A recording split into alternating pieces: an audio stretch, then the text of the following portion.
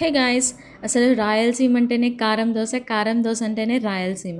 అలాంటిది రాయలసీమ కోడలిని అయ్యండి నాకు కారం దోశ అంటే అంతగా ఇష్టం ఉండదంటే ఈ సమాజం నన్ను యాక్సెప్ట్ చేస్తుందంటారా? ఎస్, మీకు థంబ్నెయిల్ చూసినప్పుడే అర్థమైపోయి ఉండాలి. నేను రాయలసీమ కోడల్ని, కానీ నాకెందుకో కారం దోశ అంటే అంతగా ఇష్టం ఉండదు. ఎందుకంటే నేను పుట్టి పెరిగింది అంతా గుంటూరు సైడ్ అనమాట. సో అక్కడ onion dosa, crispy onion dosa, paper roast అస్సలు చాలా బాగుంటుంది. సో నాకు ఎందుకో ఇక్కడ కారం దోశ అంతగా నచ్చదు. ఇవాళ మా బ్రేక్ఫాస్ట్ దోశ కాబట్టి అందులోకి చట్నీ ప్రిపేర్ చేసేసుకుంటున్నాను. ఈలోపు మా వివిన్ గాడు వచ్చి దోశ వేయమంటే వాడికి ఒక దోశ వేసి ఇచ్చేసాను. వాడు ఇంకా నిమ్మలంగా కూర్చొని తినేస్తాడు. అండ్ నేను ఇక్కడ చట్నీ మిక్సీ పట్టేసుకుంటున్నాను. ఒకసారి చట్నీ ఇలా ట్రై చేసి చూడండి, బాగుంటుంది. ఏం లేదు, జస్ట్ చాలా సింపుల్. ఆయిల్ వేసుకొని పల్లీలు అంటే వేరుశనగపప్పు, శనగ బ్యాళ్ళు అంటే శనగపప్పు, పచ్చిమిర్చి, కొంచెం తెల్లవాయిలు, ఒక 2-3 తెల్లవాయిలు, అదే చిన్నుల్లిపాయలు, జీలకర్ర, కొంచెం చింతపండు, ఉప్పు, ఇవి వేసుకొని గ్రైండ్ చేసుకొని నార్మల్, ఒకవేళ గట్టిగా కావాలంటే గట్టిగా గ్రైండ్ చేసుకోండి, లేదు అంటే కొంచెం వాటరీగా కావాలంటే వాటర్ ఎక్కువ వేసుకొని గ్రైండ్ చేసుకోండి. అంతే, పోపు పెట్టేసుకొని ఇంకా మనం దోశల్లోకి తినేసేయచ్చు. ఇక్కడ చట్నీ అయితే నాకు ప్రిపేర్ అయిపోయింది. సో ఇప్పుడు స్టవ్ మీద పెనం పెట్టేసి నీట్గా దోశ వేసేసుకుంటున్నాను.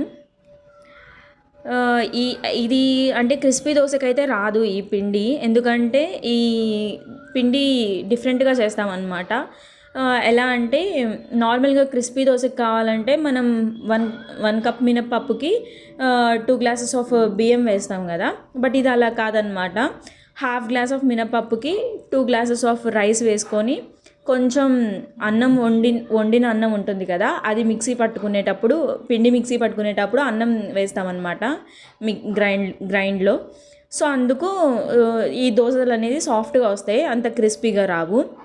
మనం క్రిస్పీగా కావాలనుకుంటే 2 కప్స్ ఆఫ్ రైస్కి 1 కప్ మినప్పప్పు తీసుకోవాలి. సో అప్పుడు మనకి క్రిస్పీ పేపర్ రోస్ట్ దోశలు వస్తాయి. ఇదైతే నార్మల్ కొంచెం సాఫ్ట్ దోశలానే ఉంటుంది. ఇక్కడ నాకు ఇంకా ఇలా అలవాటు అయిపోయిందనమాట ఇంట్లో. నాకెందుకు కారం దోశ నచ్చదు అంటే నాకు బాగా ఆనియన్ దోశ అలవాటైపోయి పేపర్ రోస్ట్ బాగా అలా అలవాటైపోయి ఇక్కడ ఎందుకో కారం దోశ ఇష్టం ఉండదు. మళ్ళీ ఎగ్ దోశ తింటాను, పచ్చికారం దోశ తింటాను, కానీ ఎర్రకారం దోశ ఎందుకో నచ్చదు. ఎన్నిసార్లు తిన్నా కూడా ఎందుకో నాకు అది అంత అనిపించదు అనమాట.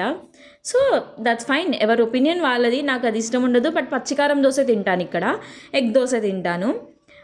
సో అలా ఈ దోశ విషయంలో నాది మా ఆయనది మైండ్ సెట్ డిఫరెంట్ అనమాట. ఆయనకేమో ఎర్రకారం దోశ అంటే ఇష్టం, నాకు పచ్చికారం దోశ అంటే ఇష్టం. ఆయనకి పచ్చికారం దోశ అంతగా ఇష్టం ఉండదు అనమాట. అంటే తింటారు, బట్ అంతగా ఇష్టం ఉండదు పచ్చికారం దోశ. సేమ్ నాకు అలానే ఎర్రకారం దోశ ఇష్టం ఉండదు అనమాట. బట్ ఎర్రకారం దోశ ఎందుకు అంటే అది కూడా 2 డిఫరెంట్ టైప్స్ ఆఫ్ ఎర్రకారం ఉండిద్ది అనమాట. ఒకటి ఆనియన్స్, కారము, ఉప్పు వేసి మిక్సీ పట్టేస్తారు.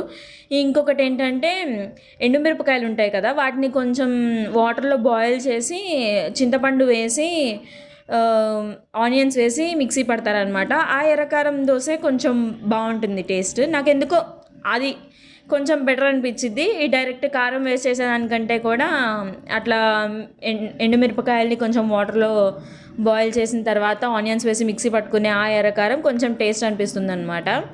ఎందుకంటే కొంచెం అది పుల్లగా అట్లా ఉంటుంది కాబట్టి కొంచెం అది బాగుంటుంది.